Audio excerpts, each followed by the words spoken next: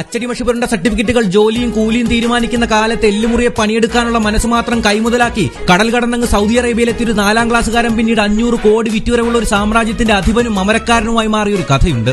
ജീവിതം കരിപിടിപ്പിക്കാനുള്ള നെട്ടോട്ടത്തിൽ ലേബർ ക്യാമ്പുകളിൽ സ്റ്റാമ്പുകൾ വിറ്റും ട്രെയിൻ ബോഗുകൾ കഴിയും ഓഫീസുകൾ വൃത്തിയാക്കിയും അയാൾ പെടാപ്പാട് വെട്ടു പണിയെടുത്തു. ചുട്ടുപൊള്ളുന്ന ചൂടിലും കറങ്ങിത്തിരിയുന്ന സൂചികളെയോ മുഴങ്ങിക്കേൽക്കുന്ന സൈറനുകളെയോ വകവയ്ക്കാതെ ചോര നീരാക്കി അയാൾ അധ്വാനിച്ചു. അങ്ങനെ ആ ജീവിതയാത്രയിൽ പറഞ്ഞുറപ്പിച്ച കണക്കെ മറ്റൊരു ലേബർ ക്യാമ്പിലെ ക്യാന്റീനിലേക്ക് ആ ചെറുപ്പക്കാരൻ പറിച്ചു നടപ്പെടുകയാണ്. മരുഭൂമിയോളം പരന്നു കിടക്കുന്ന സ്വപ്നങ്ങളുമായി ഗൾഫിലേക്ക് എത്തിയ അയാൾക്ക് മുന്നിലേക്ക് അതേ മരുഭൂമിയിലെ നിധി തന്നെ എത്തിച്ചേരുന്നു. ശർക്കരക്കൂട്ടുകൾ കൊണ്ട് ഇന്ത്യയിലേക്ക് എത്തപ്പെട്ടിരുന്ന ഈന്തപ്പഴത്തിൽ നിന്നും വ്യത്യസ്തമായി ഗുണമേന്മയിൽ ഒട്ടും കോട്ടം വരാതെ പൊന്നുപോലെ പൊതിഞ്ഞതയാൾ മാർക്കറ്റിലെത്തിച്ചു. പിന്നെ കേരളവും ഇന്ത്യയും കണ്ടത് ഡേറ്റ്സ് ആൻഡ് നട്ട്സ് മാർക്കറ്റിൽ അജിഫാൻ എന്ന ബ്രാൻഡിന്റെ സമാനതകളില്ലാത്ത കുതിച്ചുകയറ്റമായിരുന്നു. അന്ന് വീട് വിറ്റ് 600 റിയാൽ ശമ്പളത്തിനായി ഗൾഫിലെത്തിയ അതേ മനുഷ്യൻ ഇന്ന് 100 കണക്കിന് മനുഷ്യർക്ക് തലചാക്കാൻ കൂര കെട്ടിക്കൊടുക്കുന്നതും അശരണർക്കെല്ലാം ആശ്രയമായി മാറുന്നതും കാലത്തിന്റെ കണക്ക് പുസ്തകത്തിലെ മറ്റൊരു അടയാളപ്പെടുത്തൽ. പറഞ്ഞത് അജിഫാന്റെ കഥയാണ്. നെച്ചിക്കാട്ട് മുഹമ്മദ് കുട്ടി എന്ന മനുഷ്യസ്നേഹിയുടെ കഥയാണ്.